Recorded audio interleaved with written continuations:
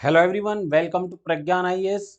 तो आज डिस्कस करेंगे हम 50 ऐसे क्वेश्चन, यानी जो टॉपिक अब तक हमने डिस्कस कर लिए। कौन कौन से टॉपिक अब तक डिस्कस किए हैं? सबसे पहले शेड्यूल किया था, फिर प्रियम्बल किया है, अमेंडमेंट किए हैं। इंपॉर्टेंट जितने भी अमेंडमेंट है कॉन्स्टिट्यूशन के वो सब कर लिए थे। अमेंडमेंट का प्रोसेस जो है 368 के अकॉर्डिंग वो कर लिया था। इमरजेंसी कर लिया था। पार्ट्स ऑफ कॉन्स्टिट्यूशन वो कर लिया। तो अब बारी है कि 50 ऐसे इंपॉर्टेंट क्वेश्चन हमें करने हैं जो एग्जाम के लिहाज से बहुत ही इंपॉर्टेंट है। देखो 2024 में यूपीएससी हो या स्टेट पीसीएस, किसी भी एग्जाम में जो जो टॉपिक मैंने अभी आपको कराए हैं, तो उसके मैंने ऐसे 50 ऐसे क्वेश्चन रखे हैं। 50 ऐसे क्वेश्चन मैंने उसमें सिलेक्ट किए हैं जो आपके आने वाले एग्जाम के लिए बहुत ही इंपॉर्टेंट क्वेश्चन है। तो ये क्वेश्चन आज करते हैं और उम्मीद है कि यहाँ से दो चार क्वेश्चन आपको आराम से मिल जाएंगे। तो चलो डिस्कस करते हैं आज के क्वेश्चन। तो सबसे पहला क्वेश्चन है, which of the following state join India after a referendum bye it's people. यानी ऐसा कौन सा स्टेट, ऐसे कौन कौन से स्टेट हैं जो जनमत संग्रह के बाद भारत में शामिल हो गए थे। तो पहली बात करते हैं जूनागढ़ की। देखो जूनागढ़ है, जूनागढ़ में रेफरेंडम हुआ था, बिल्कुल। सिक्किम, सिक्किम में हुआ था। तो दोनों ही ऐसे स्टेट है जो रेफरेंडम के बाद इंडिया में शामिल हो गए थे। और सिक्किम का तो क्वेश्चन भी आता है कि जो 36 कॉन्स्टिट्यूशनल अमेंडमेंट एक्ट है, जो 36वां जो संविधान संशोधन है, उससे सिक्किम जो है भारत का एक परमानेंट स्टेट बन गया था। तो इसका आंसर हो जाएगा बोथ ए एंड बी, यानी आंसर हो गया जूनागढ़ और सिक्किम। आगे बात करते हैं।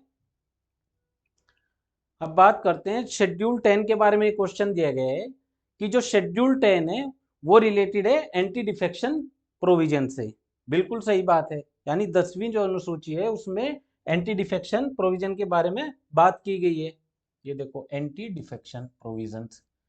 आगे कह रहे हैं कि जो 10th शेड्यूल है वो ओरिजिनली जो है सिक्किम जो स्टेट है उसके लिए इसको बनाया गया था।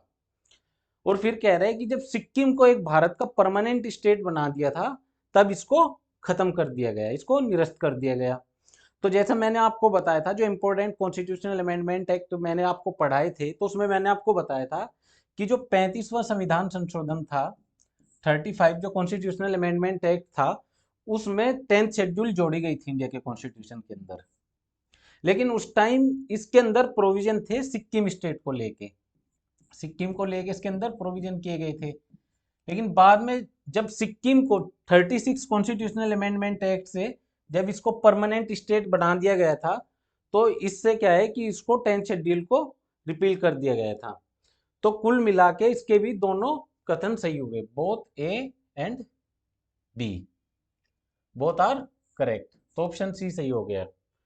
आगे बात करेंगे क्वेश्चन नंबर 3। क्वेश्चन नंबर 3 में देखो क्या दिया गया है। ये बात कर रहा है आर्टिकल 2 के बारे में, यानी जो अनुच्छेद 2 है, आर्टिकल 2 है, ये सरकार को भारत संघ में नए राज्य बनाने का अधिकार देता है जो पहले से ही भारत का हिस्सा नहीं है। तो ये आपको ध्यान से पढ़ लेना है क्वेश्चन में कि यहाँ पूछा क्या गया है। तो पूछा है कि कौन से कथन सही है, करेक्ट स्टेटमेंट के बारे में बताना है। Article 2 of the constitution empowers the government to create new state in the union of India that are not already part of India. बिल्कुल सही है। Article 3 gives the government to the power to change state boundaries within India. तो इसके भी दोनों ही option सही हो गए, बोथ आर करेक्ट। देखो ये क्वेश्चन ना एग्जाम के हिसाब से बहुत इंपॉर्टेंट है, तो एक एक क्वेश्चन को आपको बड़े ध्यान से करना है और कोशिश करना है कि वीडियो को देखते हुए आप मुझसे पहले इनको सोल्व करने की कोशिश करो। नेक्स्ट क्वेश्चन की बात करते हैं। नेक्स्ट क्वेश्चन है करेक्ट स्टेटमेंट इसमें बतानी है, यानी कौन सा कथन इसमें सही है। तो पहले बात इसमें बात कर रहे हैं 9th शेड्यूल की। देखो ये कह रहा है 9th schedule was added to protect laws and legislation from judicial review. ये तो आपको पता है, जब मैंने आपको जो है शेड्यूल पढ़ाई थी तो तभी मैंने आपको बताया था कि जो 9वीं अनुसूची है, 9th शेड्यूल जो है, वो किस लिए जोड़ी गई थी। एक तो जोड़ी कब गई थी, जोड़ी गई थी 1951 में, जो पहले कॉन्स्टिट्यूशनल अमेंडमेंट एक्ट जो आया था उससे जोड़ी गई थी। और दूसरा जुडिशियल रिव्यू से बचने के लिए इसको ऐड किया गया था।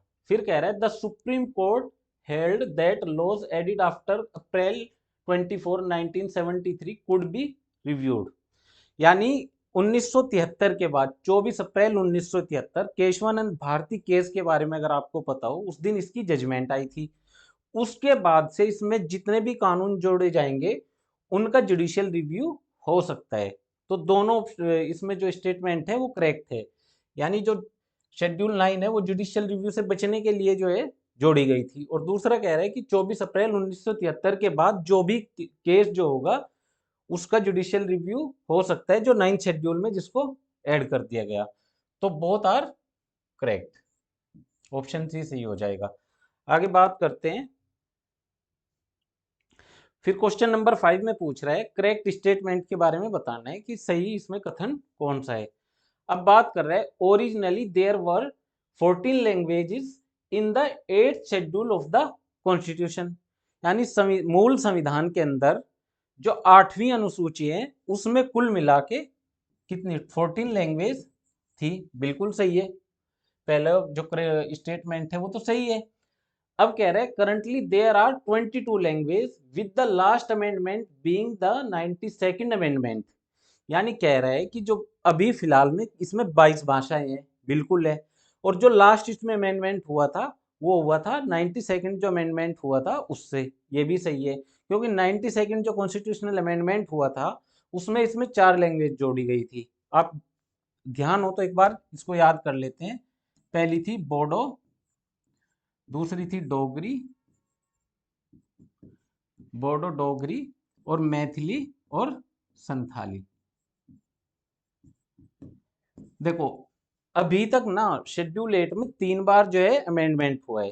पहले अमेंडमेंट जो हुआ था उससे सिंधी जोड़ी गई थी, दूसरे अमेंडमेंट में फिर 3 लैंग्वेज जोड़ी गई, और जो तीसरा अमेंडमेंट हुआ था इसमें 4 लैंग्वेज जोड़ी गई। तो 4 3 7 और 1 8, कुल मिला के 8 लैंग्वेज इसमें जोड़ी गई है। तो इसके भी दोनों ऑप्शन सही हो जाएंगे, बोथ आर करेक्ट। अब आगे बात करते हैं। नेक्स्ट क्वेश्चन है हमारा 6, which case determined that the preamble is a part of the constitution. यानी ये बताना है किस केस में ये निर्धारित किया गया था कि जो प्रेम्बल है, प्रस्तावना है, वो संविधान का एक हिस्सा है। प्रेम्बल जो है कॉन्स्टिट्यूशन का पार्ट है। देखो जैसे कि आपको पता होगा जो बेरूबारी यूनियन केस था 1960 का, उसमें तो प्रेम्बल को जो है इसका हिस्सा माना ही नहीं गया था। तो ये तो अपने आप से ही गलत हो जाएगा। फिर केशवानंदा भारती केस, जो केबीसी जो केस था, केशवानंद भारती केस था 1973 का, 1973 24 अप्रैल, इसमें जो है प्रियम्बल को जो है इसका कॉन्स्टिट्यूशन का पार्ट माना गया था। क्योंकि इसी केस के बाद जो प्रियम्बल है 1976 में, 1976 के अंदर प्रियम्बल के अंदर 3 वर्ड ऐड किए गए थे जो 42nd कॉन्स्टिट्यूशनल अमेंडमेंट हुआ था। तो इस जजमेंट के बाद हुआ था ना। तो ऑप्शन हो गया सही केशवानंद भारती केस 1973। आगे बात करते हैं। क्वेश्चन नंबर 7 देख लो। The words not included in the preamble through the 42nd amendment are. अब ये देखो, इसको ध्यान से आपको पढ़ना है। वर्ड्स नॉट इंक्लूडेड यानी कौन से वर्ड इंक्लूड नहीं किए गए थे, ये ध्यान रखना है आपको। तो इंक्लूड कौन से किए गए थे, पहले तो वो 3 वर्ड जान लो आप कौन कौन से इंक्लूड किए गए थे। देखो पहला था सोशलिस्ट, किया गया था, समाजवादी। दूसरा धर्मनिरपेक्ष, ये सेकुलर, ये भी किया गया था। और तीसरा इंटेग्रिटी, अखंडता। ये 3 वर्ड जो 42nd कॉन्स्टिट्यूशनल अमेंडमेंट हुआ था 1976 का, इससे ये 3 वर्ड ऐड किए गए थे प्रियम्बल के अंदर। और ये पूछ के आ रहा है कि नॉट इंक्लूडेड, बस यही आप फंस जाओगे, नॉट इंक्लूडेड। तो इसलिए किसी भी क्वेश्चन को बड़े ध्यान से पढ़ना है आपको। एग्जाम में जब प्रेशर रहता है ना आपके ऊपर, तो सबसे बड़ी दिक्कत ये होती है कि जो इजी क्वेश्चन होते हैं उनको आप कैसे गलत कर देते हो। गलत इसीलिए हो जाते हैं, अभी आपको लग रहा है कि यहीं पे एक ऑप्शन होता कि ऑल ऑफ अबाउ, है ना, अब नन ऑफ दीज है ना, यही ऑल ऑफ अबाउ होता तो आप क्या ऑल ऑफ अबाउ इसका आंसर लगा देते। तो इसी क्वेश्चन को आपको बड़े ध्यान से पढ़ना है। जैसे नोट इसमें इंक्लूड कर दिया ना इसने, तो यहीं से आपको अलर्ट हो जाना है कि इजी क्वेश्चन में कुछ क्या है कि कुछ घोलमेल इसने कर दिया। तो इनको ध्यान रखना है आपको। आगे बात करते हैं। आगे फिर कह रहे हैं the word justice and social economic and political justice present in the preamble is derived from, यानी जो प्रस्तावना है, जो प्रेम्बल है, उसके अंदर सामाजिक, आर्थिक और राजनीतिक न्याय के रूप में जो न्याय है, जो जस्टिस वर्ड है, ये कहाँ से लिया गया है, किस कंट्री से लिया गया है। तो ये देखो, ये लिया गया था जो फ्रांस की जो इसकी रशियन जो रिवॉल्यूशन है, उससे ये जस्टिस वर्ड लिया गया था, रशियन रिवॉल्यूशन से।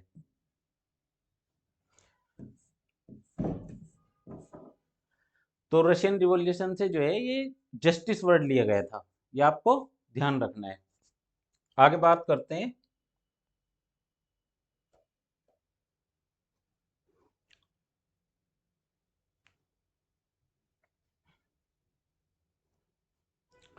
Question number 9, the Indian constitution borrowed from the South African constitution is characterised by, यानी दक्षिणी अफ्रीकी संविधान से उधार लिए गए भारतीय संविधान की विशेषता है। मैं कुल मिला के इसमें ये पूछा है कि जो साउथ अफ्रीका का कॉन्स्टिट्यूशन है, उससे हमने क्या उधार लिया है। तो इसमें पहले देख लेते हैं प्रोसीजर स्टेब्लिश बाय लॉ। तो प्रोसीजर स्टेब्लिश बाय लॉ, ये तो हमने साउथ अफ्रीका से नहीं लिया है। फिर बात कर रहा है method of electing the president, यानी प्रेसिडेंट को चुनने का जो तरीका है, ये भी हमने साउथ अफ्रीका से नहीं लिया है। फिर कह रहा है जॉइंट मीटिंग ऑफ पार्लियामेंट, ये भी हमने साउथ अफ्रीका से नहीं लिया है। तो बचा क्या, process of amendment in the constitution and election of Rajya Sabha member, ये जो क्लास हुई थी राज्यसभा वाली, उसमें स्पेशली बताया गया था। और एक सोर्स ऑफ इंडियन कॉन्स्टिट्यूशन करके मैंने एक क्लास आपकी ली थी, उसमें स्पेशली मैंने मेंशन किया था कि जो राज्यसभा के जो मेंबर है, उनके चुनने का जो तरीका है, उनके इलेक्ट करने का जो तरीका है, वो लिया था साउथ अफ्रीका के कॉन्स्टिट्यूशन से। तो आंसर हो गया बी। आगे बात करते हैं क्वेश्चन नंबर 10।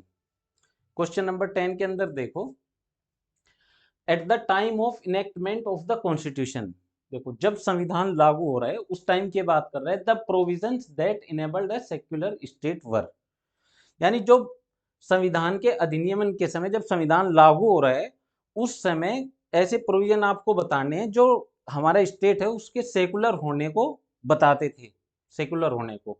तो पहले preamble, fundamental right and DPSP. अब देखो प्रियम्बल के अंदर सेकुलर वर्ड कब जोड़ा गया, ये 1942 के 1976 के अंदर जोड़ा गया। तो ऑप्शन ए तो गलत हो गया। फिर कह रहा है फंडामेंटल राइट एंड डीपीएसपी। फिर कह रहा है फंडामेंटल राइट्स ओनली। तो इस ओनली से भी आपको अलर्ट रहना है क्वेश्चन के अंदर। तो खाली फंडामेंटल राइट्स तो इसका आंसर नहीं होगा। फिर कह रहा है डीपीएसपी, ये भी इसका आंसर नहीं होगा। तो आंसर हो जाएगा फंडामेंटल राइट्स एंड डीपीएसपी, यानी ऑप्शन बी इसका करेक्ट आंसर होगा। ऑप्शन बी इसका करेक्ट आंसर होगा।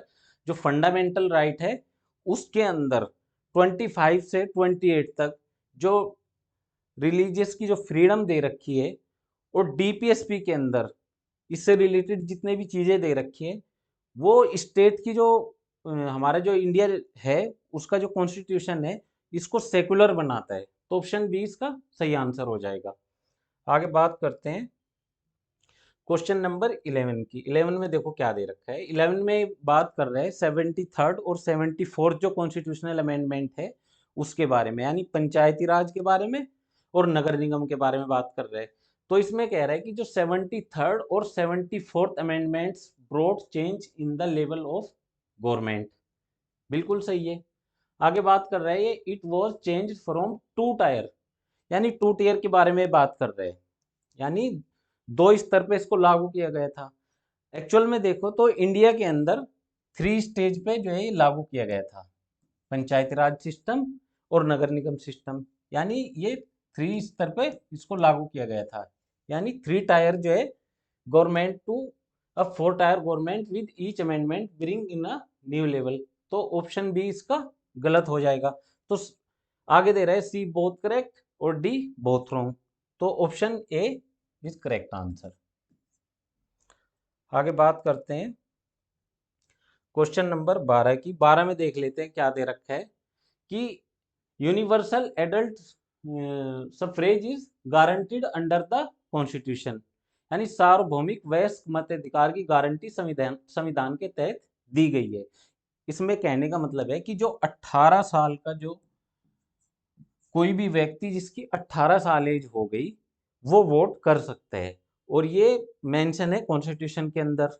दूसरी बात कह रहा है the voting age was raise 18 years by the 61st amendment. ये पहले देखो, जो 61st अमेंडमेंट एक्ट मैंने आपको पढ़ाया है उसके अंदर क्या चेंज किया गया था। उसके अंदर चेंज ये किया गया था कि पहले वोट डालने की एज थी 21 साल, और जो 61st जो कॉन्स्टिट्यूशनल अमेंडमेंट हुआ था उससे ये एज घटा के कर दी थी कितनी, 18 साल। तो यही बात इसमें ऑप्शन बी में की गई है। तो ऑप्शन ए भी सही है और ऑप्शन बी भी सही है। तो इसका आंसर हो जाएगा option C, both are correct. आगे बात करते हैं question number 13। Which part of Indian constitution does contain fundamental rights, यानी आप पार्ट्स के बारे में पूछ रहे हैं कि जो फंडामेंटल राइट्स हैं वो कॉन्स्टिट्यूशन के किस पार्ट्स के अंदर आते हैं। तो देखो पार्ट वन के अंदर तो नहीं आते, ठीक है। पार्ट पार्ट टू के अंदर सिटीजनशिप है, और पार्ट थ्री के अंदर क्या है, पार्ट थ्री के अंदर है फंडामेंटल राइट। तो ऑप्शन सी आंसर हो जाएगा इसका, पार्ट थ्री। अब आगे बात करते हैं, नेक्स्ट क्वेश्चन है हमारा क्वेश्चन नंबर 14, और इसमें पूछा है करेक्ट स्टेटमेंट, यानी सही कथन कौन सा है। तो पहला क्वेश्चन है the Morley Minto reform were implement through the Indian council act 1919, यानी 1919 का जो भारत परिषद अधिनियम था उसके तहत जो मोर्ले मिंटो सुधार थे वो लागू किए गए थे। दूसरा ऑप्शन है Lord Morley was the secretary of the state and Lord Minto was the viceroy. अब देखो ये क्वेश्चन भी इंपॉर्टेंट है और ये बहुत ज़्यादा इंपॉर्टेंट है, वो मैं आपको बता देता हूँ। एक तो जो मोर्ले मिंटो रिफॉर्म थे वो आए थे 1909 का, जो भारत सुधार अधिनियम आया था 1909 का 909, ये था मोर्ले मिंटो सुधार जो अधिनियम आया था। मोर्ले मिंटो रिफॉर्म जो हुए थे वो हुए थे 1909 से, और इसने दे रखा है ऑप्शन में 1919, क्योंकि ये तो मॉन्टेस्क्यू जो चेम्सफोर्ड जो आया था उस टाइम का जो एक्ट आया था 1919 का वो था, तो 1909 से आया था, तो पहला ऑप्शन हो जाएगा गलत। दूसरे ऑप्शन को आपको ध्यान रखना है, और यहाँ से यूपीएससी के अंदर, स्टेट पीसीएस के अंदर या किसी भी गवर्नमेंट एग्जाम के अंदर ये इंपॉर्टेंट बन जाता है। ये कह रहा है कि जो लॉर्ड मॉर्ले थे वो सेक्रेटरी ऑफ द स्टेट और लॉर्ड मिंटो वॉज वाइसराय। देखो ये सही है बिल्कुल, लेकिन ये हमें कैसे पता हो कि कौन सेक्रेटरी था और कौन जो है वाइसराय था। देखो जब जो यहाँ पे नाम लिखा रहता है ना, जैसे मोर्ले मिंटो, तो इसमें जो पहला होता है ये होता है सेक्रेटरी, सेक्रेटरी होता है पहला, और जो दूसरा नाम लिखा होता है ये होता है वाइसराय। ये होता है क्या, वाइसराय, ये होता है हमारा वाइसराय। तो पहला हो गया सेक्रेटरी, दूसरा हो गया वाइसराय, तो इसी से आपको ध्यान रखना है। तो इसका सही आंसर हो जाएगा बी।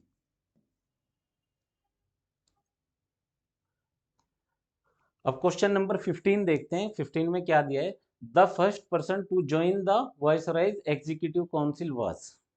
देखो इंडिया के अंदर वाइसराय की जो कार्यकारी परिषद थी उसमें शामिल होने वाला पहला व्यक्ति कौन था या पहला भारतीय कौन था, तो ये इसमें बताना है। ये ऐसे ही मैंने रख लिया था क्योंकि ये क्वेश्चन जो स्टेट पीसीएस है उसकी प्री में पूछ लिया जाता है। हालांकि ये टॉपिक मैंने आपको अभी कवर नहीं कराया, लेकिन ऐसे ही मैंने ये रख लिया था, और इसका आंसर हो जाएगा सत्येंद्र प्रसाद सिन्हा, ऑप्शन सी। ये आपको रट लेना है, ये आपको याद रखना है, सत्येंद्र प्रसाद सिन्हा। ये ऐसा क्वेश्चन है जो एग्जाम में पूछा जाता रहे और आगे भी इसकी संभावना है कि पूछा जाता रहेगा। आगे बात करते हैं क्वेश्चन नंबर 16 की। देखो 16 थोड़ा बड़ा क्वेश्चन है, लेकिन इसमें काफी कुछ आपका रिवाइज हो जाएगा 16 क्वेश्चन में।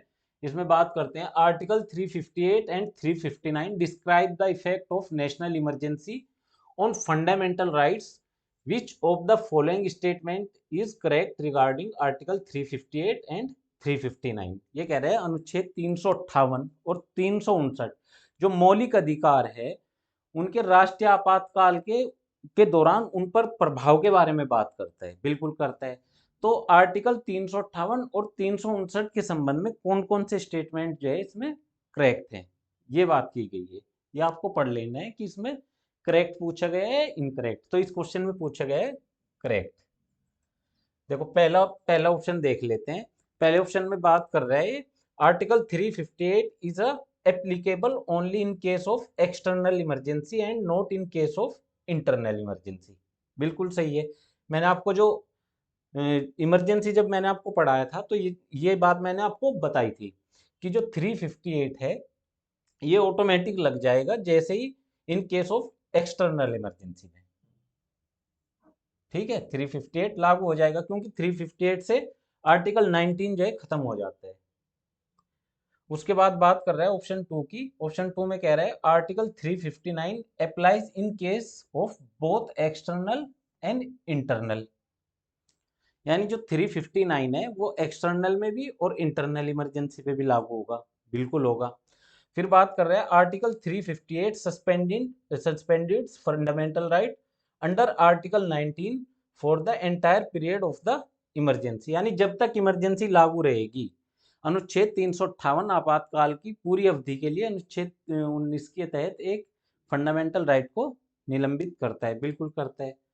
और आगे बात कर रहे हैं 358 suspended fundamental rights under article 19 for the entire period of the emergency। ये भी हो गया।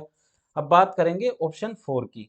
Article 358 applies to the entire country while article 359 may apply to the entire country or a part of it। यानी देखो चौथा क्यों important है ये समझना जरूरी है कि अनुच्छेद 358 पूरे देश पर लागू होता है। बिल्कुल सही है। जबकि अनुच्छेद 359 पूरे देश या उसके कुछ हिस्सों पर ही लागू हो सकता है। तो कुल मिला के इसमें जो चारों के चारों ऑप्शन है वो सही हो जाएंगे। ठीक है, आगे बात करते हैं नेक्स्ट क्वेश्चन है हमारा क्वेश्चन नंबर 17 और इसमें बात कर रहे हैं लिस्ट के बारे में। लिस्ट मैंने आपको शेड्यूल 7 में मैंने तीनों लिस्ट आपको पढ़ाई थी और डिटेल में बताई थी किस लिस्ट में क्या दे रखा है। तो बात कर रहे हैं in which of the following situation can parliament make laws on any matter include in the state list. यानी इमरजेंसी के टाइम पे किस किस लिस्ट पे कौन कानून बना सकता है ये मैंने आपको शेड्यूल भी बताई थी और उसके बाद इमरजेंसी में कहाँ कौन कानून बना सकता है ये मैंने आपको बताया था। तो ड्यूरिंग नेशनल इमरजेंसी, बिल्कुल देखो नेशनल इमरजेंसी के अंदर क्या है, नेशनल इमरजेंसी के अंदर पार्लियामेंट स्टेट लिस्ट के किसी सब्जेक्ट पे कानून बना सकता है। बताओ आप बना सकते हैं नहीं बना सकता है। दूसरा है ड्यूरिंग प्रेसिडेंट रूल आर्टिकल 356 जब लागू होता है उस टाइम भी बना सकती है। तो पहली सिचुएशन थी 352 की, दूसरी सिचुएशन कब की है 356 की। और तीसरा कह रहा है इम्प्लीमेंटिंग इंटरनेशनल एग्रीमेंट। ये तो इसका तो आप आर्टिकल रट लेना। ये तो अपने आप में एक ऐसा स्टेटमेंट है जो अलग से एक क्वेश्चन पूछा जाता है। खासकर जो स्टेट पीसीएस के जो प्री के एग्जाम होते हैं ना वहाँ तो यहाँ से क्वेश्चन बनता ही बनता है। और इसके लिए आर्टिकल है आर्टिकल 253। ये आर्टिकल आपको ध्यान रखना है।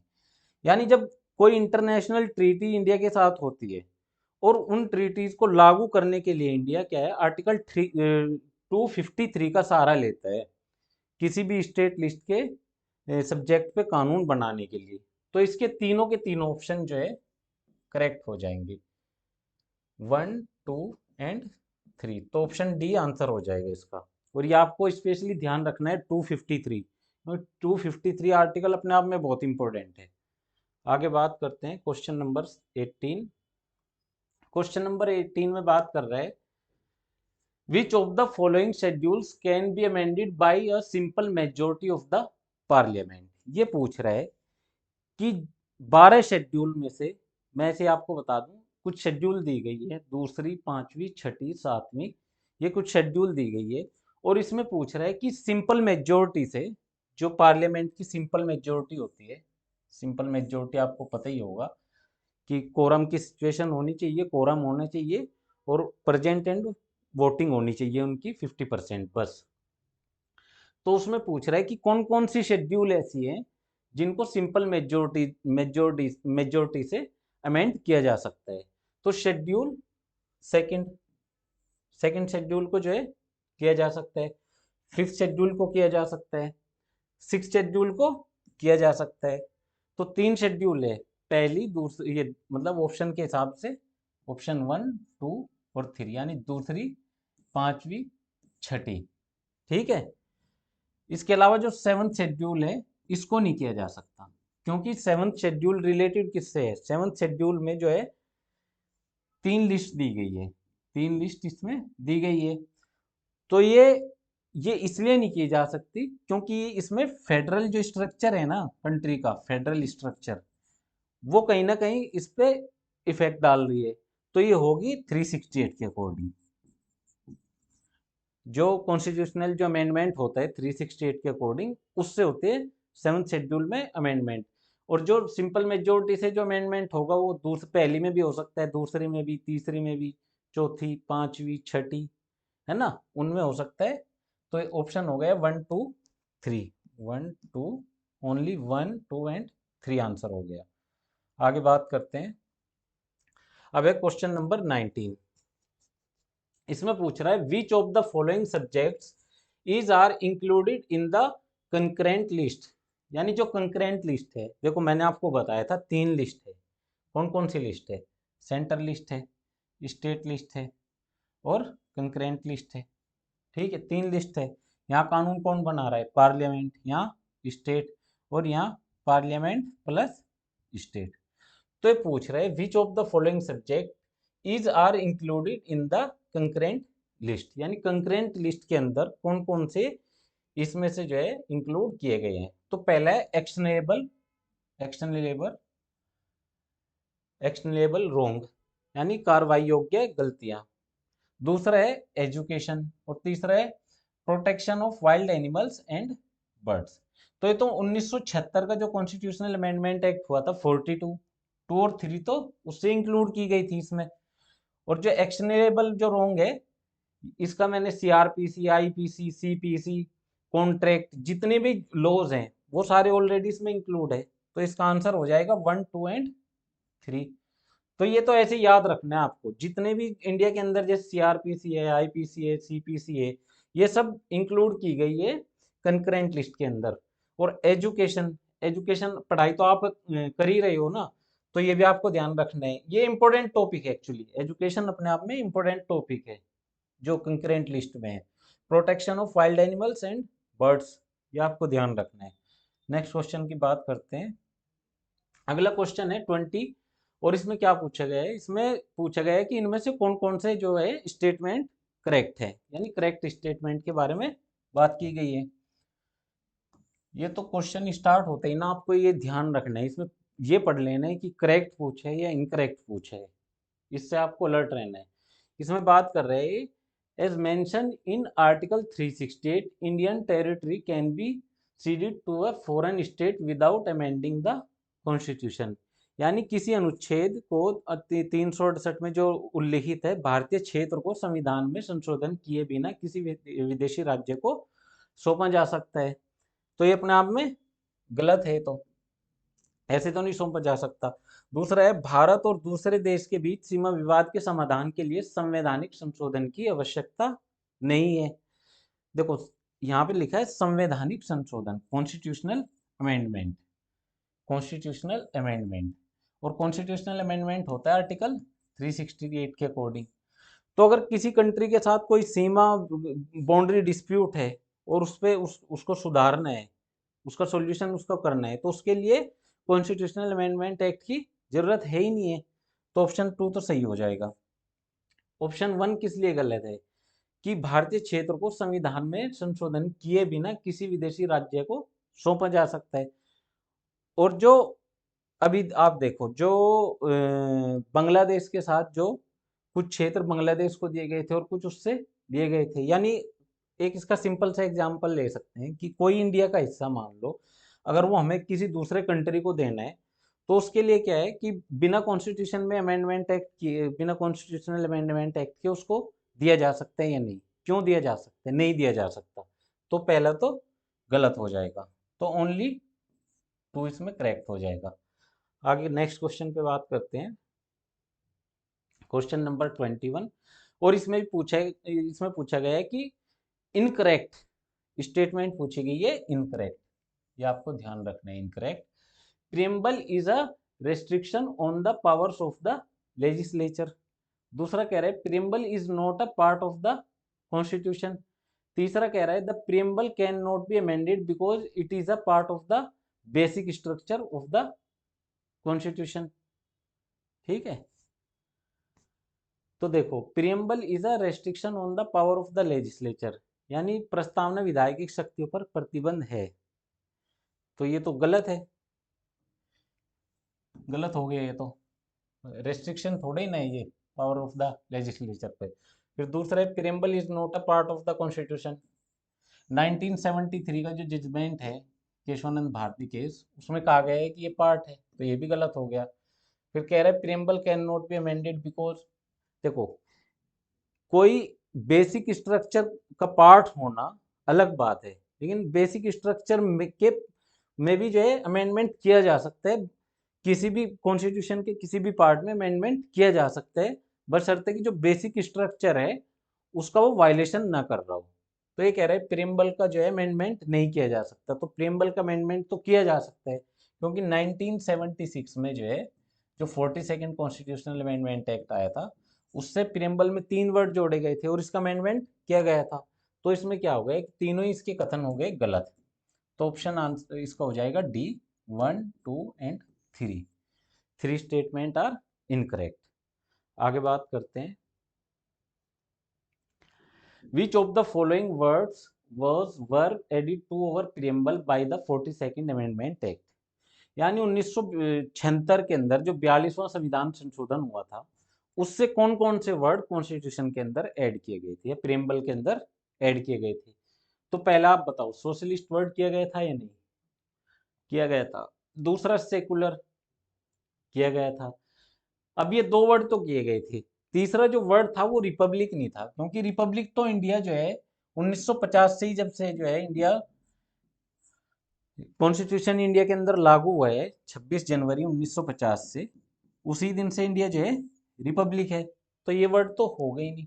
हाँ, इसकी जगह तीसरा एक वर्ड था, वो क्या था वो आपको कमेंट करके बताना है। तो 2 वर्ड ये हो गए, सोशलिस्ट, सेकुलर, और तीसरा हो गया इंटीग्रिटी यानी अखंडता। तो आंसर हो गया ओनली 1 एंड 2, ऑप्शन ए। आगे बात करते हैं क्वेश्चन नंबर 23, और इसमें देख लेते हैं इसमें क्या पूछा है। इसमें पूछ रहा है कि जो 1935 का जो गवर्नमेंट ऑफ इंडिया एक्ट था 1935 का जो गवर्नमेंट ऑफ इंडिया एक्ट था, उससे क्या क्या कॉन्स्टिट्यूशन के अंदर लिया गया है। तो पहला है ऑफिस ऑफ द गवर्नर, ये मैंने आपको बताया था जब मैंने 1935 का जो एक्ट है वो बताया ना कि इंडिया के अंदर कहाँ से सोर्स ऑफ इंडियन कॉन्स्टिट्यूशन के अंदर, तो मैंने बताया था कि 1935 के एक्ट से हमने क्या क्या लिया था। ऑफिस ऑफ द गवर्नर बिल्कुल लिया था। दूसरा है इमरजेंसी प्रोविजंस, जो इमरजेंसी प्रोविजंस है वो भी हमने यहीं से लिए है। फिर तीसरा है लेजिस्लेटिव प्रोसेस, ये नहीं लिया गया। बाई कैमरलिज्म, ये तो हमने यूके से लिया है। और तीसरा है union with a strong centre, ये हमारा कनाडा से लिया गया है। तो आंसर इसका क्या हो जाएगा, आंसर हो जाएगा C, only 1 and 2। Office of the governor और इमरजेंसी प्रोविजन हमारे लिए गए हैं 1935 के एक्ट से, तो आंसर हो जाएगा सी। आगे बात करते हैं क्वेश्चन नंबर 24। ये पूछ रहा है which of the following provision of the constitution reveals the secular character of the Indian state, यानी कौन कौन से ऐसे प्रोविजन है कॉन्स्टिट्यूशन के अंदर जो इसके सेकुलर होने को या इसके सेकुलर कैरेक्टर को बताते हैं। The state shall not deny to any person equality before the law, बिल्कुल सही है, यानी राज्य किसी भी व्यक्ति को कानून के समक्ष समानता से वंचित नहीं करेगा, यानी धार्मिक आधार पर किसी के साथ भेदभाव नहीं किया जा सकता। तो ऑप्शन 1 और स्टेटमेंट 1 करेक्ट हुआ। अब बात कर लेते हैं स्टेटमेंट 2 की। No religious education shall be imparted in any educational institution mentioned by state. दूसरा कह रहा है राज्य द्वारा संचालित किसी भी शैक्षणिक संस्थान में कोई धार्मिक शिक्षा प्रदान नहीं की जाएगी। बिल्कुल सही बात है। यानी जिस संस्थान को, जिस इंस्टीट्यूशन को गवर्नमेंट फंडिंग कर रही है, उसमें किसी स्पेशल धर्म की, किसी स्पेशल रिलीजन की जो है एजुकेशन नहीं दी जाएगी।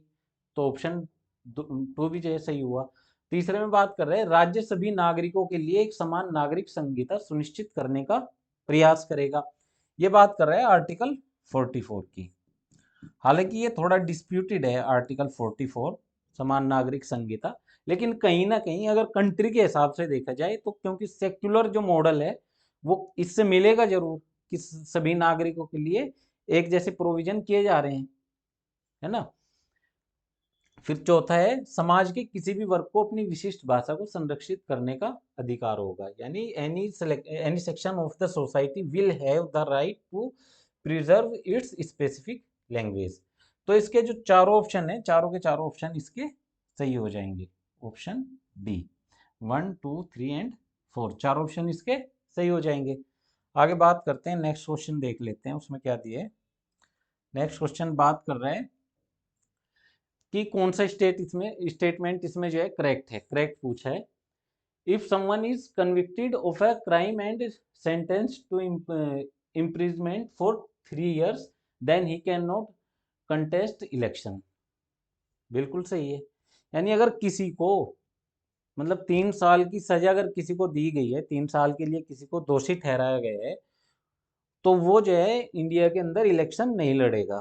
तो 1951 का आरपीए एक्ट है, 1951 का जो आरपीए एक्ट है, आरपीए एक्ट, इसके अंदर मेंशन है कि अगर किसी को 2 साल की सजा हो गई ना, तो इंडिया के अंदर इलेक्शन नहीं लड़ेगा। तो यहाँ तो बात हो रही है 3 साल की, तो स्टेटमेंट सही हो गई।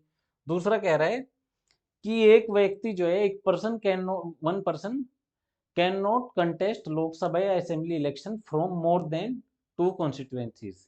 यानी एक आदमी दो से ज्यादा कॉन्स्टिट्यूएंसी से इलेक्शन नहीं लड़ेगा। जैसे फॉर एग्जांपल, आप 2 एग्जांपल इसमें ध्यान रख सकते हो। पहला, जो हमारे प्राइम मिनिस्टर है नरेंद्र मोदी, उन्होंने क्या है, उन्होंने 2 जगह से इलेक्शन लड़ा था 2014 में। 2 जगह से, वाराणसी से लड़ा था और गुजरात से लड़ा था। तो दोनों जगह से ही वो जीत गए थे। तो यानी 2 जगह से लड़ा जा सकता है, लेकिन 2 जगह से ज्यादा में इलेक्शन नहीं लड़ा जा सकता। ऐसे ही राहुल गांधी ने अमेठी से लड़ा था 2019 में, और वायनाड से वो जीत गए थे और अमेठी से हार गए थे। तो 2 जगह से उन्होंने भी लड़ा था। तो आपने देखा होगा कि 1 या 2 जगह से तो लड़ा जा सकता है इलेक्शन, लेकिन 3 जगह से इलेक्शन नहीं लड़ा जा सकता, चाहे जो स्टेट असेंबली हो चाहे लोकसभा हो। तो केवल 2 जगह से इलेक्शन लड़ा जा सकता है। तो इसका आंसर हो जाएगा बोथ। बोथ 1 एंड 2 जो है करेक्ट हो जाएंगे। तो आंसर हो गया सी। आगे बात करते हैं नेक्स्ट क्वेश्चन है हमारा, इसमें भी स्टेटमेंट के बारे में पूछा गया है कि कौन सी स्टेटमेंट इसमें करेक्ट है।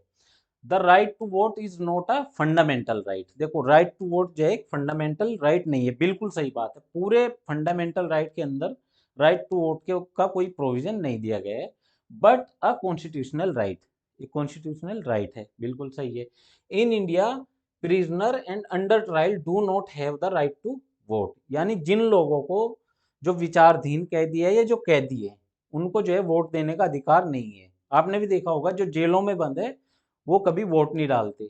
तो दोनों ही स्टेटमेंट इसमें सही हो गई। ये कुछ अलग क्वेश्चन है ये, बाकी जो और कोचिंग वाले जो आपको करा रहे हैं ना, उनसे कुछ हटके मैं क्वेश्चन लेके आया हूँ आपके लिए, और इंटरेस्टिंग भी है। ये पता भी होना चाहिए, एक आम नागरिक को पता होना चाहिए कि जो प्रिजनर्स होते हैं वो वोट डाल सकते हैं या नहीं डाल सकते। तो इंडिया के अंदर जो प्रिजनर्स होते हैं और अंडर ट्रायल जो होते हैं, उनको जो है वोट डालने का कोई राइट नहीं होता। तो ऑप्शन इसमें 1 एंड 2 बहुत सही हो गए।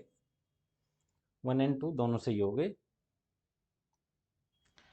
नेक्स्ट क्वेश्चन है हमारा, देखो इस बार मैच करने के लिए है, आर्टिकल मैच करने के लिए question. Which of the following articles correctly matched. तो पहला बात कर रहा है किसकी, इलेक्शन कमीशन। ये देखो, पहला बात कर रहा है इलेक्शन कमीशन, और इसके लिए आर्टिकल दे रहा है 338। दूसरा है फाइनेंस कमीशन, आर्टिकल 280, तीसरा है national commission for schedule caste और आर्टिकल दे दिया 324, चौथे में सीएजी दे रहा है आर्टिकल 148 और पांचवा दे रहा है attorney general of India article 76। अब देखो इसमें सीएजी वाला आर्टिकल भी ठीक है 148 और ये वो आर्टिकल है मैं आपको बता रहा हूँ जो स्टेट पीसीएस के जो प्री होते हैं ना उनके अंदर ये आर्टिकल पूछे ही जाते हैं, यहाँ से क्वेश्चन पूछा ही जाता है और इस बार तो इलेक्शन है तो आर्टिकल 324 तो और भी ज्यादा चर्चा में है। तो एक हो गया सीएजी, ये करेक्ट हो गया। Attorney general of India article 76 है, ये भी करेक्ट है। जो फाइनेंस कमीशन है ये है आर्टिकल 280 के अंदर, ये भी करेक्ट हो गया। अब ये जो दो है ना इलेक्शन कमीशन है 324 के अंदर, 324 के अंदर, और जो national commission for schedule caste है ये है 338 के अंदर। इनको पलट दिया गया है दो आर्टिकल को, तो ये आपको ध्यान रहे इसलिए मैंने आपको ये बता दिया कि 324 में इलेक्शन कमीशन है और एनसीएस जो है national commission for schedule caste ये हो गया 338 के अंदर। लेकिन इसमें जो आंसर होगा वो हमारा कौन कौन सा सही था, 2 था, 4 था और 5 था। तो कौन कौन से ऑप्शन सही हो गए हमारे, option be all except 1 and 3, यानी पहले को छोड़ के और तीसरे को छोड़ के बाकी सभी सही हो गई, तो आंसर हो गया ये। एक बार आप इसको ध्यान से देख लो। आगे बात करते हैं, नेक्स्ट क्वेश्चन है हमारा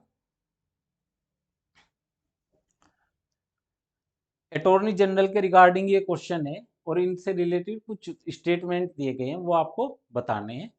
ही can B member of any parliamentary committee. देखो जो अटॉर्नी जनरल है आर्टिकल आपने देख ही लिया, आर्टिकल 76 है। ये कह रहे हैं कि ये किसी भी पार्लियामेंट्री कमेटी के मेंबर हो सकते हैं, बिल्कुल हो सकते हैं जी। अटॉर्नी जनरल जो है किसी भी पार्लियामेंट्री कमेटी के मेंबर हो सकते हैं और ये कह रहे हैं कि इनको जो है ना जो प्राइवेट लीगल जो प्रैक्टिस है उससे इनको बैन किया गया है। नहीं, बिल्कुल इनको बैन नहीं किया जा सकता, ये प्राइवेट लीगल प्रैक्टिस कर सकते हैं। तो ऑप्शन 1, ओनली 1 इसका सही हो जाएगा। ठीक है, आगे बात करते हैं। नेक्स्ट क्वेश्चन है क्वेश्चन नंबर 29। इसमें पूछ रहा है अटॉर्नी जनरल के रिगार्डिंग ये क्वेश्चन है और ये कह रहा है कि he is the highest law officer of country, यानी इंडिया के जो हाईएस्ट लॉ ऑफिसर होते हैं वो अटॉर्नी जनरल होते हैं, बिल्कुल सही है। He can be removed by the president on the same ground and in the same manner as a जज ऑफ द सुप्रीम कोर्ट। ये कह रहा है कि इनको हटाने का जो प्रोसेस है ना वो वही है जो सुप्रीम कोर्ट के जज को हटाने का होता है। देखो वो ये ग्राउंड होता है सीएजी का, मैं आपको बता दूं जो सीएजी होते हैं कंट्रोलर जनरल ऑफ इंडिया, जिनके बारे में आर्टिकल 148 में बात की गई है, उनको हटाने का ग्राउंड होता है ये। जैसे सुप्रीम कोर्ट और हाई कोर्ट के जज हटाए जाते हैं, इनको हटाने का जो ग्राउंड है ना वो कहीं भी कॉन्स्टिट्यूशन के अंदर मेंशन नहीं है। ये जो है जो प्रेसिडेंट होते हैं ना इनके प्रसाद पर्यंत, यानी जब तक वो चाहते हैं तब तक उनकी इच्छा के अधीन है ये पद पर बने रहते हैं। तो ऑप्शन 2 इसका जो है गलत हो जाएगा, ऑप्शन 2 गलत हो जाएगा, ऑप्शन 1 इसका सही आंसर होगा, ओनली 1। ये हाईएस्ट लॉ ऑफिसर होते हैं इंडिया के किसी कंट्री के। आगे बात करते हैं क्वेश्चन नंबर 30। अब बात कर रहे हैं पीआरआई के जो पंचायती राज इंस्टीट्यूशन है उसके बारे में बात कर रहा है और इसमें पूछ रहा है कि करेक्ट स्टेटमेंट कौन कौन से है इसके रिगार्डिंग पंचायती राज इंस्टीट्यूशन के अकॉर्डिंग। तो कह रहा है the people directly elect all member of the panchayat at the village intermediate and district level, यानी जो इसमें जो मेंबर है ना वो ग्रामीण स्तर पे, मध्यम स्तर पे और डिस्ट्रिक्ट लेवल पे, यानी ग्राम, ब्लॉक और जिला स्तर पे जो है जो लोग होते हैं उनके द्वारा प्रत्यक्ष रूप से चुने जाते हैं। दूसरा ऑप्शन है इसमें the governor can remove the state election commissioner on the recommendation of the state legislature. देखो जो इलेक्शन कमीशन होता है वो कॉन्स्टिट्यूशनल पद है एक, तो जो गवर्नर है वो अपनी मर्जी से इसको रिमूव नहीं कर सकता स्टेट लेजिस्लेचर के कहने पे, तो इसका भी एक प्रोसेस होता है। तो ऑप्शन 2 हो गया इसका गलत, ऑप्शन 1 हो गया सही। अब बात करते हैं ऑप्शन 3 की। ऑप्शन 3 में क्या कह रहा है, जो 73rd अमेंडमेंट एक्ट है 1992 का, PRI act 1992 is applicable to all state except Jammu and Kashmir. यानी जम्मू कश्मीर को छोड़ के संपूर्ण भारत पे लागू है। देखो, जो PRI एक्ट है, जिन स्टेट पे शेड्यूल 5 लागू होती है और शेड्यूल 6 लागू होती है, वहां ये लागू नहीं होता। तो इस जो पूरा भारत है, टोटल इंडिया के ऊपर तो ये एप्लीकेबल नहीं होगा। ठीक है, तो ऑप्शन 3 भी जो है गलत हो जाएगा। तो सही आंसर हो गया ऑप्शन ए, ओनली 1। आगे बात करते हैं, which of the following statement is correct, यानी सही जो कथन है वो इसमें बताना है। If there is no sufficient representation in the Lok Sabha, then the president can nominate 2 members from the Anglo-Indian community.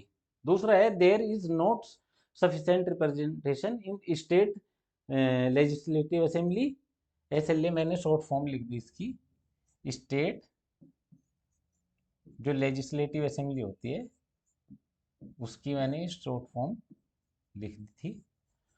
तो ये कह रहा है कि जो स्टेट लेजिस्लेटिव असेंबली होती है, then the governor can nominate 2 member from the Anglo Indian community. देखो मैं आपको बता दूं, जो पहला ऑप्शन है ये पहले कुछ टाइम पहले तक सही था, 2020 तक ये सही था कि जब लोकसभा में जो एंग्लो इंडियन होते हैं उनका रिप्रेजेंटेशन ना हो तो प्रेसिडेंट ऐसे 2 लोगों को नॉमिनेट कर सकते थे। लेकिन जो 104 जो अमेंडमेंट हुआ, 104वां जो संविधान संशोधन हुआ, उससे क्या है कि इस प्रोविजन को खत्म कर दिया गया। ना तो अब जो है लोकसभा के अंदर 2 मेंबर को नॉमिनेट किया जा सकता, और ये जो नीचे यहाँ पे स्टेट लेजिस्लेटिव असेंबली के अंदर 2 मेंबर लिखे हैं ना, ये 2 नहीं, यहाँ पे 1 मेंबर होता था, न इस 1 मेंबर को अब नॉमिनेट किया जाता। तो ये प्रोविजन जो है ये खत्म कर दिया गया। 104वां जो संविधान संशोधन था 2020 का, उससे ये प्रोविजन ही खत्म कर दिया गया। तो इसमें दोनों ही ऑप्शन जो है गलत हो जाएंगे, ये आपको ध्यान रखना है। आगे बात करते हैं क्वेश्चन नंबर 32 को, 32 देख लेते हैं। ये बात कर रहा है राज्यसभा के बारे में, और union territories and elected in the Rajya Sabha, representation के बारे में बात कर रहे हैं राज्यसभा के। तो क्वेश्चन है, representatives of the state and union territories are elected in the Rajya Sabha, member of the state legislative assembly only. ठीक है, फिर कह रहा है only elected member of the state legislative assembly, तो ये सही हो गया, ऑप्शन 2 सही हो गया। फिर कह रहा है system of proportional representation by single transferable vote, तो ये ऑप्शन सही हो गया। ये मतलब इनका जो राज्यसभा में राज्यों और केंद्र शासित प्रदेशों के प्रतिनिधियों का चुनाव कैसे किया जाता है, ये इसमें पूछ रहा है। तो ये कह रहा है कि केवल राज्य विधानसभा के सदस्य, तो ये तो गलत हो गया ना, राज्य विधानसभा के सदस्य क्यों होंगे केवल। फिर कह रहा है केवल राज्य विधानसभा के निर्वाचित सदस्य, इलेक्टेड मेंबर, है ना, तो ये सही हो गया। और इसमें जो प्रोसीजर है वो है सिंगल ट्रांसफेरेबल वोट का। तो ऑप्शन 2 और 3 इसमें करेक्ट हो जाएंगे। तो 2 और 3 किस ऑप्शन में, ऑप्शन सी, तो ऑप्शन सी इसका सही आंसर हो जाएगा। आगे बात करते हैं, नेक्स्ट क्वेश्चन है हमारा 33। The correct statement regarding the ordinance making power of the president is are, यानी ऑर्डिनेंस के बारे में बात की गई है। ऑर्डिनेंस किस आर्टिकल में मेंशन है, ऑर्डिनेंस जो है हमारा आर्टिकल 123, ऑर्डिनेंस जारी कर सकता है प्रेसिडेंट। आर्टिकल 213, ऑर्डिनेंस जारी कर सकता है स्टेट के अंदर कौन, गवर्नर। तो ये 2 आर्टिकल आपको ध्यान रखने हैं। 123 में प्रेसिडेंट जो है देश के लिए, पूरे कंट्री के लिए जो है ऑर्डिनेंस लागू जारी कर सकता है, और 213 में स्टेट के लिए गवर्नर जारी कर सकता है। तो ये कह रहे हैं कि the president can not issue ordinance to amend tax laws, यानी जो टैक्स लॉज है उसके रिगार्डिंग जो प्रेसिडेंट है वो ऑर्डिनेंस जारी नहीं कर सकता। तो कर सकता है, तो ऑप्शन ये गलत हो गया है, इसके रिगार्डिंग कर सकता है। किसके रिगार्डिंग नहीं कर सकता, अगर 368 का जो प्रोविजन है ना, अमेंडमेंट का जो प्रोसीजर है उसके रिगार्डिंग जो है ऑर्डिनेंस नहीं लाया जा सकता है। नेक्स्ट क्वेश्चन, नेक्स्ट स्टेटमेंट है the president can not issue any ordinance to amend the constitution, यानी संविधान को जो है संशोधित करने के लिए अध्यादेश जारी नहीं किया जा सकता। तो स्टेटमेंट 2 जो है करेक्ट हो जाएगा। ऑप्शन बी में दिया गया ओनली 2, तो ओनली 2 इसका आंसर हो जाएगा। आगे बात करते हैं, क्वेश्चन नंबर है हमारा 34 की बात करते हैं। The electoral college of the election of the president consist, देखो इसमें पूछ रहा है कि जो प्रेसिडेंट है, प्रेसिडेंट के इलेक्शन में कौन कौन वोट डाल सकते हैं, कौन कौन उसको वोट कर सकते हैं, है ना। ये मैंने आपको स्पेशली बताया हुआ है।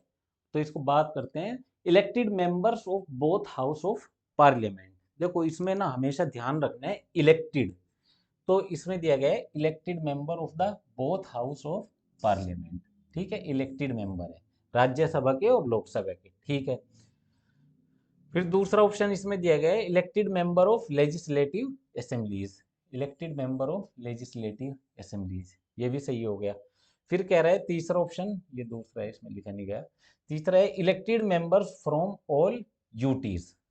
अब यहाँ के डाउट हो गया, देखो सभी यूटीज के अंदर तो विधानसभा नहीं है ना, all UTs, all union territories, केवल दिल्ली, दिल्ली और जो पुदुचेरी है, इन दो स्टेट के अंदर जो है लेजिस्लेटिव असेंबली है। तो इन दो स्टेट लेजिस्लेटिव असेंबलीज के जो इलेक्टेड मेंबर है वही पार्टिसिपेट करेंगे ना, तो ऑप्शन सी जो है इनकरेक्ट हो जाएगा। तो आंसर हो जाएगा सी, ऑप्शन 1 एंड 2 आर करेक्ट। आगे बात करते हैं, क्वेश्चन है 35 और ये बात कर रहा है फाइनेंशियल इमरजेंसी की, कि फाइनेंशियल इमरजेंसी के अंदर से रिलेटेड क्या क्या इसमें स्टेटमेंट दी गई है, वो जो है करेक्ट है। It can be extended in indefinitely with the approval of parliament for terms every 6 month, यानी हर 6 महीने के अंदर इसको जो है हर 6 महीने के लिए संसद की मंजूरी से इसको अनिश्चित काल के लिए बढ़ाया जा सकता है। दूसरा कह रहे हैं a resolution approving the declaration of financial emergency has to be passed by either house of the parliament by a simple majority। और तीसरा कह रहा है the president can issue instruction to reduce the salaries and allowances of the जजेस and the of the supreme court and high court. देखो option 1 में ये कह रहा है कि इसे हर 6 महीने के लिए संसद की मंजूरी से अनिश्चित काल के लिए बढ़ाया जा सकता है, यानी हर 6 महीने इसको लगाते रहो अनिश्चित काल तक के लिए। ये प्रोविजन था जो नेशनल इमरजेंसी है उसके रिगार्डिंग, जो लोकसभा का जो कार्यकाल था उसको जो है ऐसे 6-6 महीने करके ऐसे बढ़ाया जा सकता है। लेकिन इसमें क्या है कि इसमें जरूरत नहीं है हर 6 महीने, इसे एक बार में ही लगा के जब तक इसको खत्म नहीं कर दिया जाता है ये लगा ही रहता है। तो ऑप्शन 1 हो गया इनकरेक्ट। दूसरा ऑप्शन है कि इसको जो है सिंपल मेजोरिटी से इसको किसी भी हाउस से पास किया जा सकता है, तो ये करेक्ट हो गया। और तीसरा ऑप्शन कह रहा है कि प्रेसिडेंट जो है हाई कोर्ट या सुप्रीम कोर्ट के जो जज होते हैं उनके जो वेतन भत्ते होते हैं उसमें कटौती कर सकते हैं, तो ये कर सकते हैं बिल्कुल, क्योंकि फाइनेंशियल इमरजेंसी लगी है। तो इसका ऑप्शन हो जाएगा B, 2 and 3 are correct, only 2 and 3 जो है इसमें करेक्ट हो जाएंगे। अब बात करते हैं नेक्स्ट क्वेश्चन की, क्वेश्चन नंबर 36 देख लेते हैं। Which of the following statement is correct regarding proclamation of emergency. देखो इमरजेंसी लगाने के लिए कौन कौन से घोषणा के लिए कौन कौन से इसमें कथन सही है ये बताना है। द रिजोल्यूशन, ये देखो the resolution approving and rejecting the declaration of emergency has to be passed by either house of the parliament by a special majority. तो ये तो गलत हो जाएगा अपने आप में, यानी आपातकाल की उद्घोषणा को मंजूरी देने और अस्वीकार करने का प्रस्ताव संसद के किसी भी सदन द्वारा विशेष बहुमत से पारित किया जाना चाहिए। देखो लगाया तो जाता है स्पेशल इसकी मेजोरिटी से, लेकिन खत्म करने के लिए सिंपल मेजोरिटी चाहिए केवल लोकसभा की, तो ऑप्शन ए गलत हो जाएगा।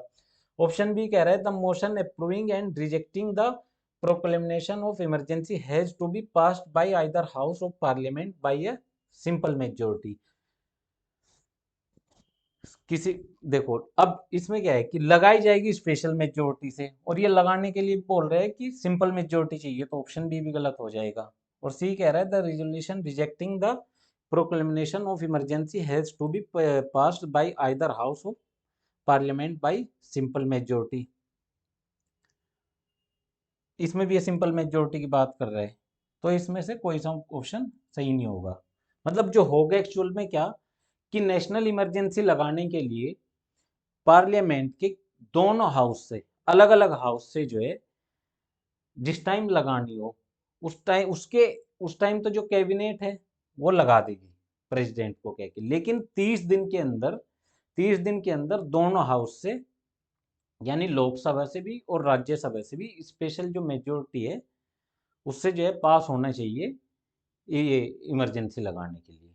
ठीक है, आगे बात करते हैं।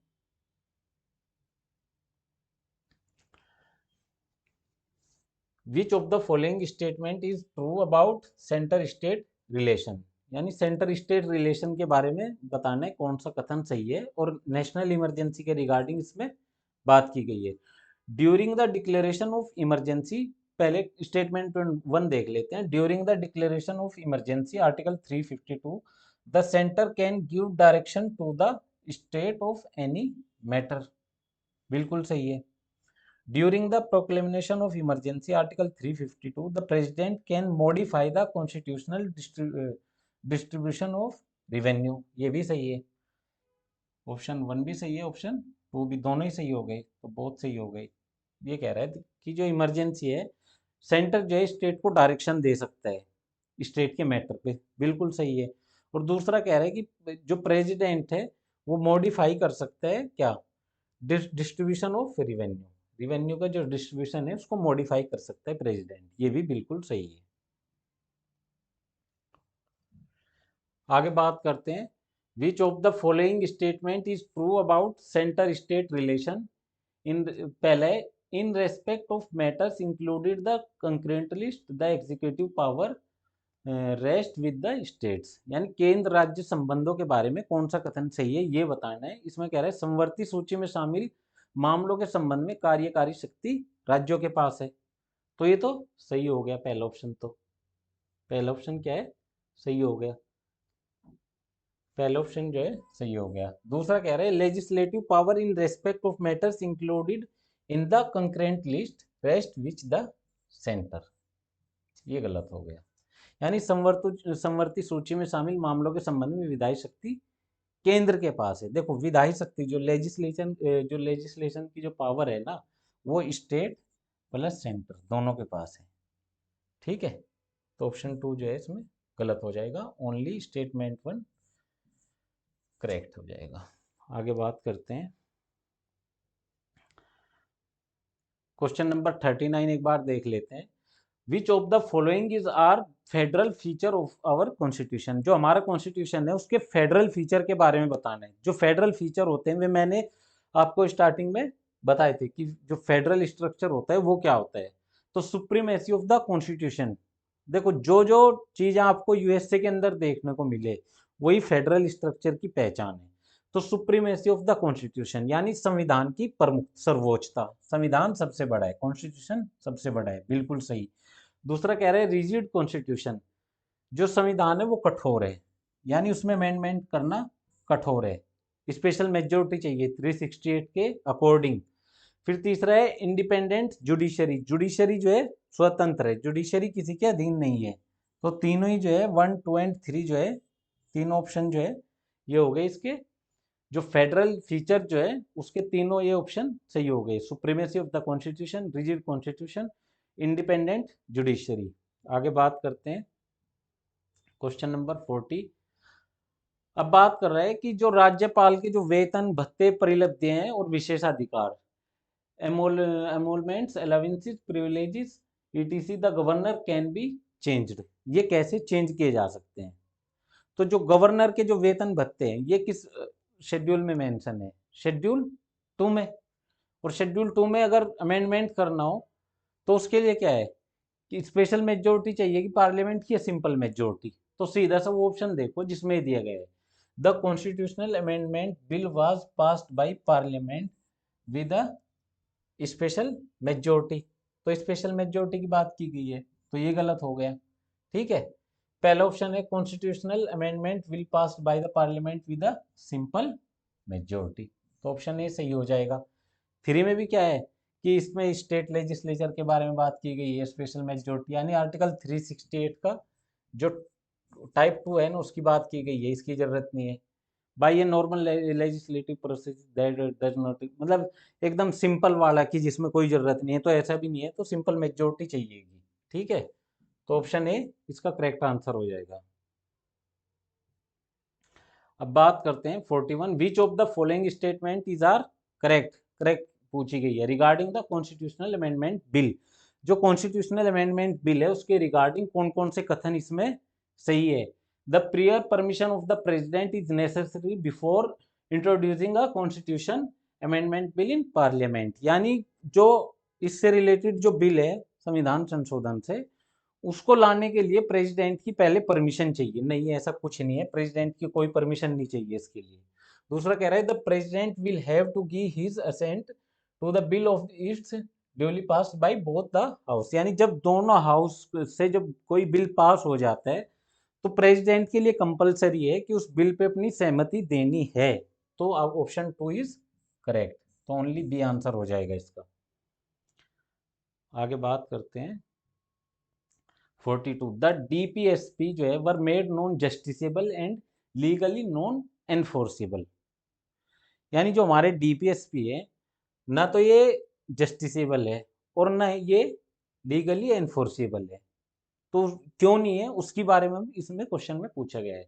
The country did not have sufficient, the country did not have sufficient financial resources to implement them. देखो, अगर डीपीएसपी को भी लागू करना पड़ गया है ना, एनफोर्स करने पड़ गया है और इसको भी जस्टिसेबल बना दिया, तो हमारी गवर्नमेंट के पास, हमारे कंट्री के पास इतने रिसोर्सेज हैं नहीं, सफिशिएंट नहीं है रिसोर्सेज कि इनको लागू किया जा सके। फिर उसके लिए क्या है कि एक डिस्ट्रिक्ट में जहाँ एक कोर्ट है ना, उसके अलावा 5-6 कोर्ट और चाहिएंगे। फिर एक सुप्रीम कोर्ट से काम नहीं चलेगा, फिर कम से कम 50 सुप्रीम कोर्ट चाहिएंगे, हाई कोर्ट से भी ज़्यादा, तो वो सिचुएशन आ जाएगी। तो उतने जो है इतने सफिशिएंट फाइनेंशियल रिसोर्सेज है नहीं। दूसरे, there was massive backwardness in the country which could have come in way of implementation. देश के अंदर जो है पिछड़ापन है और इस इनके कार्यान्वयन में दिक्कत आ सकती है। दोनों ही ऑप्शन इसके सही हो जाएंगे, 1 एंड 2, तो आंसर हो गया बोथ सी। आगे बात करते हैं क्वेश्चन नंबर 43। 43 कह रहा है कि जो आर्टिकल 32 है provides for the right of an aggrieved citizen to a remedy to enforce the fundamental right, यानी अनुच्छेद 32 एक पीड़ित नागरिक को फंडामेंटल राइट को लागू करने के लिए उपचार का अधिकार प्रदान करता है। तो इसके रिगार्डिंग कौन सी बात इसमें सही की गई है। Parliament can suspend this right during a national emergency, यानी नेशनल इमरजेंसी के दौरान पार्लियामेंट इसको क्या कर सकती है, सस्पेंड कर सकती है, नहीं कर सकती। दूसरा कह रहे हैं only the supreme court will have the power to issue writs to enforce any fundamental right, नहीं, हाई कोर्ट की भी पावर होती है रिट पावर, तो ये भी ऑप्शन गलत हो जाएगा। तो इसका आंसर हो जाएगा डी। आंसर हो गया क्या, डी। डी हो जाएगा आंसर। आगे बात करते हैं कि इनमें से कौन सा केस है जो सिक्स राइट का अनुच्छेद 19 द्वारा गारंटीकृत 6 अधिकारों को निलंबित किया जा सकता है। कब कब किया जा सकता है। In which of the following case can be 6 rights guaranteed by article 19 be suspended. Article 19 के अंदर जो 6 जो गारंटीड जो फ्रीडम दी गई है उसके बारे में बात की गई है, ये कब कब इसको खत्म किया जा सकता है। पहले एक्सटर्नल एग्रेशन, यानी बाहरी आधार पे जब इमरजेंसी लगती है। दूसरा है इंटरनल इमरजेंसी और तीसरा है when martial law is enforce. तो जो इंटरनल इमरजेंसी है उस टाइम तो ये लागू नहीं होता। 1 एंड 3 इसका सही आंसर हो जाएगा, तो सी के अंदर है 1 एंड 3। यानी इंटरनल इमरजेंसी जो है जब आंतरिक आधार पे, जब आर्म रिबिलियन के आधार पे जब इमरजेंसी लगती है तब आर्टिकल 19 को जो है खत्म भी किया जा सकता है। तो 1 एंड 3 इसका ऑप्शन होगा, तो आंसर हो जाएगा सी। अब बात करते हैं question number 45। The parliament of India consist of, मतलब जो हमारी पार्लियामेंट है वो किस किस से मिलके बनती है। ये मैंने आपको बहुत बार ये मैंने आपको बताया है। तो इसमें देख लेते हैं, लोकसभा होना चाहिए, राज्यसभा होना चाहिए और प्रेसिडेंट। जिस ऑप्शन में तीनों मिल जाए वो इसका आंसर हो जाएगा। तो ऑप्शन जो बी है, the president, the Lok Sabha and the Rajya Sabha, तो ऑप्शन बी इसका आंसर हो जाएगा। नेक्स्ट क्वेश्चन देख लेते हैं, question number 46। Fundamental duties were laid down by, जो फंडामेंटल ड्यूटीज है वो किस कॉन्स्टिट्यूशनल अमेंडमेंट एक्ट से लागू की गई थी, और आंसर हो जाएगा इसका 42 1976। स्वर्ण सिंह कमेटी की रिकमेंडेशन पे इसको लागू किया गया था। किसकी रिकमेंडेशन पे? स्वर्ण सिंह कमेटी की रिकमेंडेशन पे इसको लागू किया गया था। ठीक है, कितनी लागू की गई थी उस टाइम? लागू की गई थी 10। और जो 11वीं फंडामेंटल ड्यूटीज है वो लागू कब की गई थी? 86 जो कॉन्स्टिट्यूशनल अमेंडमेंट एक्ट हुआ था उससे जो है ये 11वीं फंडामेंटल ड्यूटीज को इसको लागू किया गया था। आगे बात करते हैं 47 की। The president rule can be imposed in a state for maximum period of, देखो ये क्वेश्चन ऐसा है जो स्टेट पीसीएस या यूपीएससी के अंदर आपसे पूछा जा सकता है और छोटे एग्जाम में पूछा जा सकता है। जो प्रेसिडेंट रूल है 356 के अकॉर्डिंग, जो राष्ट्रपति शासन है वो किसी भी स्टेट के अंदर मैक्सिमम टू मैक्सिमम कितने साल तक लागू हो सकता है? वो हो सकता है 3 साल तक। नॉर्मली तो लागू हो सकता है 1 साल तक, लेकिन अगर इलेक्शन कमीशन ये लिख के दे दे कि उस स्टेट के अंदर कंडीशन ऐसी नहीं है कि वहां इलेक्शन कराए जाए, या फिर दूसरी कंडीशन है कि नेशनल इमरजेंसी की सिचुएशन हो, है ना, तो पहले तो इलेक्शन कमीशन ऑफ इंडिया लिख के दे दे। दूसरी कंडीशन है कि नेशनल इमरजेंसी की सिचुएशन हो। तो ये दो सिचुएशन अगर होगी तो इसको 1 साल से खींच के मैक्सिमम ले जाया जा सकते हैं 3 साल तक, 3 साल तक। ठीक है, हालांकि जो जे एंड के है उसके मैटर में भी ये मामला और भी ज़्यादा खिंच गया है, लेकिन कॉन्स्टिट्यूशन के अंदर प्रोविजन 3 साल का ही है। आगे बात करते हैं, under what circumstances some of the fundamental rights can be suspended. ठीक है, ये बताना है कि जो फंडामेंटल राइट्स हैं वो सस्पेंड कब किए जा सकते हैं? कोर्ट के ऑर्डर के द्वारा, पहला है कि जब कोर्ट का ऑर्डर लागू हो उससे किए जा सकते, on the orders of court नहीं, when president rule is impose नहीं, 356 में नहीं किए जा सकते। सी कह रहा है when a proclamation of national emergency is in operation, बिल्कुल की जा सकते हैं। चौथा कह रहा है ड्यूरिंग द फाइनेंशियल इमरजेंसी, यानी वित्तीय आपातकाल, इसमें भी नहीं, तो आंसर हो जाएगा सी, यानी 352 के आधार पे जो है इनको जो है प्रोक्लेम किया जा सकता है। आगे बात करते हैं, question number 49। The president of India is, इसके बारे में बात की गई कि जो प्रेसिडेंट ऑफ इंडिया है वो क्या है? The head of the government नहीं, the head of the state ये हो जाएगा। The head of the parliament ये भी नहीं है, the head of the judiciary ये भी नहीं है। तो हेड ऑफ द स्टेट जो है प्रेसिडेंट होता है, इसीलिए तो इंडिया क्या है? रिपब्लिक है। इंडिया जो है रिपब्लिक क्यों है? क्योंकि हेड ऑफ द स्टेट जो है हमारे यहाँ प्रेसिडेंट है, जो कि इलेक्ट किए गए हैं यहाँ की जनता के द्वारा, डायरेक्ट या indirect. Next question, last question है आज का, आज के सेशन का लास्ट क्वेश्चन है कि डीपीएसपी जो है, डीपीएसपी वो कहाँ से एडॉप्ट किए गए हैं, किस कंट्री से? ये मैं आपको कमेंट के लिए छोड़ता हूँ। अगर आपने वीडियो पूरा देखा होगा तो कमेंट करके बताना कि ये किस कंट्री से इसको एडॉप्ट किया गया है। ठीक है, हालांकि मैं आंसर फिर भी बता देता हूँ, ये है आयरिश कॉन्स्टिट्यूशन। आयरिश कॉन्स्टिट्यूशन से इसको, जो आयरलैंड का संविधान है वहां से हमने डीपीएसपी को लिया है। ठीक है, तो 50 क्वेश्चन पूरे हो गए, तो थैंक यू। आज की वीडियो में इतना ही। 50 क्वेश्चन जो मेन जो क्रक्स था पूरा, जितने टॉपिक मैंने अभी आप पढ़ा चुका मैं आपको, उनका पूरा क्रक्स था ये 50 क्वेश्चन। ठीक है, तो थैंक यू। आज की वीडियो में इतना ही।